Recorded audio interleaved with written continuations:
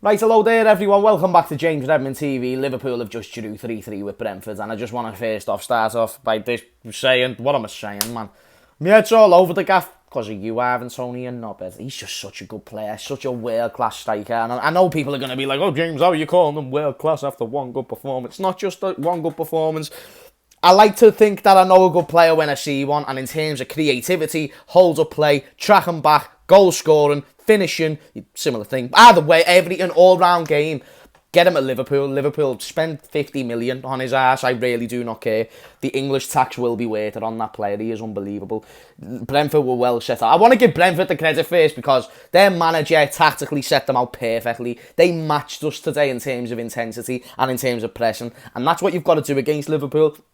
If you just let us have the ball, then we're going to open you up at some stage. But they actually went for it a little bit, and I think that just caught us off guard, to be dead honest with you. They had spells. They had more spells usually than what other teams do. And for example, like when we played Chelsea, there was no point in that game where I felt Chelsea were going to win. Like even when they went 1-0 up, I was very confident that we could get back into the game and beat them, especially in the second half.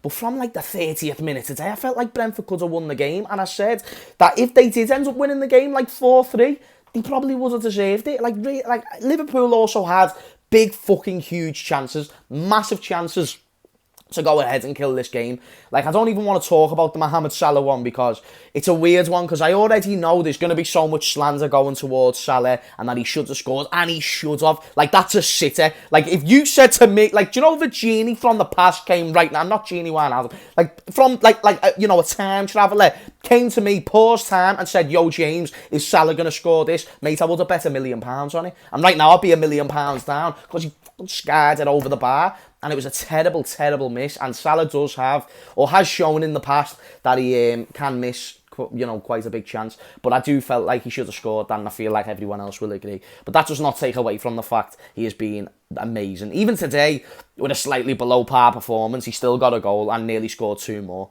He's still a fucking dangerous player. He doesn't need 50 chances to get a goal. He had 3 big chances, and he scores one of them today, and another one was defended well off the line.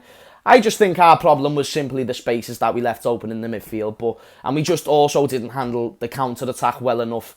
There was times where we just got caught out at the back. There was a cross, I think it was their second goal, where Trent was marking all 3 men for that goal, and I see people blaming Trent and whatnot. That's a load of bollocks.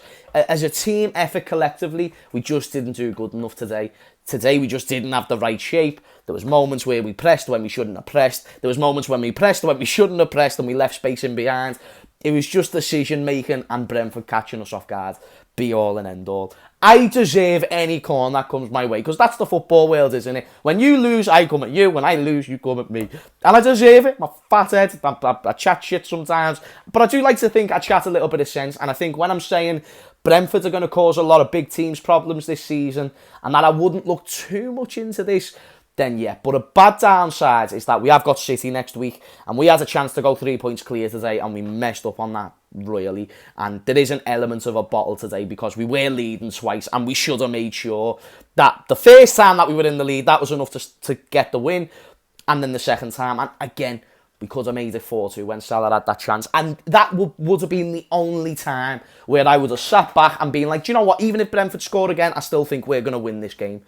Because 4-2 just would have been enough for me. Van Dijk makes a world-class tackle in the final moments, and this is why he is the best centre-back in the world, because he's there in the big moments. But otherwise, again, just collectively, we're in a great unit, do you know what I mean? Like, I could do the player ratings, and there's pros and cons to everyone's performance, for sure. Like, going forward at moments, we were sound, but there was other moments where we just looked very slow, and we just didn't know how to break Brentford down. But then you've got to put that down to the fact that Brentford just know what they're doing, people. They just know what they're doing, and they can play well, they can play good football. The manager just got it spot on. He's on the screen right now. And even though he's not in my favourite books right now, he's a good manager. He's better than most managers in the top 10, I'll give you that one, because the way he's got them set out and the very little money that they've spent, it's really, really impressive, to be dead honest with you, and he really shown he had bollocks today. In terms of player ratings, let's start off with Alisson. I'm going to give Alisson a 6 because even though he's done a few things right, I do also think he misplaced a few passes. And not even that any of the goals were his fault, but I just don't think it was one of Alisson's cleaner, more pure performances. Trent Alexander-Arnold, I didn't think he was directly at fault for any of the goals, even though I know people will say he was. Like, I'm trying to think of the first goal again, where the ball got put in. I'd say that was more Curtis Jones getting caught out of position, not necessarily Trent Alexander-Arnold. So I'm going to give Trent a 6.5, only because Trent weren't as good going forward today. I feel like that's why I'm giving him that low of a rating.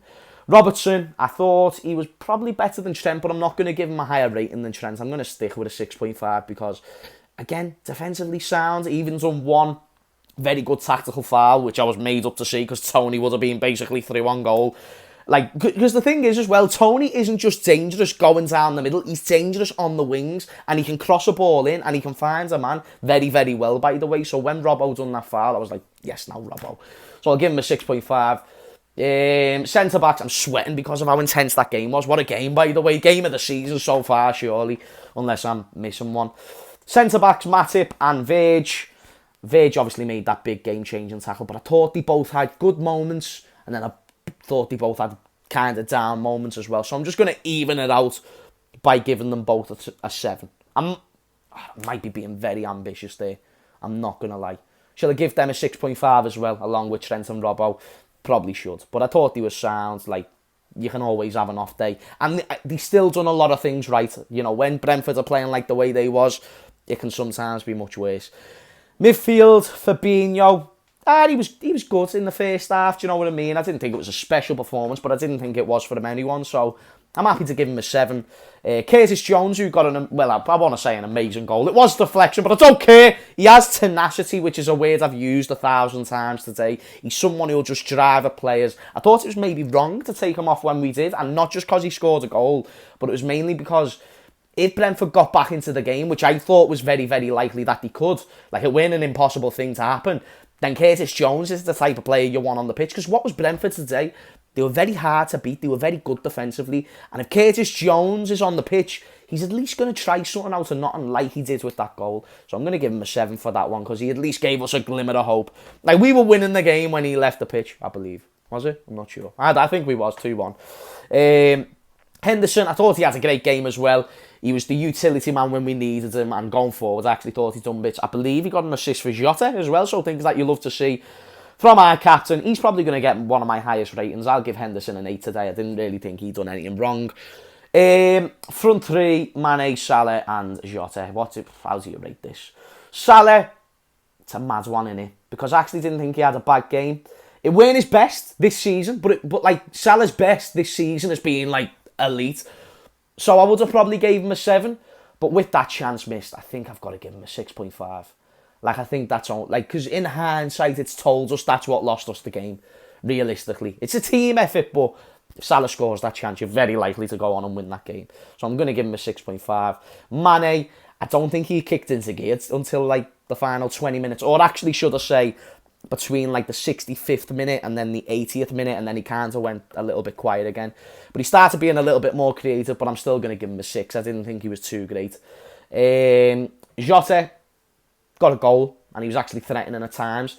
There was moments where, and this is why I think Jota's got real potential to be a great striker, because he was in the right positions. There was a moment where, this was during the spell when Mane was playing poor. In fact, I'm going to give Mane a 5.5, because I thought he was terrible for the opening part of the game. And one thing that frustrated me was when he tried passing it back to Jota in the box, but he like whacked it at his thigh, sorry, not his ankles, as if he was playing bare ass or something like that. So that really frustrated me, because if you just play it to his feet, Jota's good on both feet, he can shoot, and he probably would have scored, but it was just too much.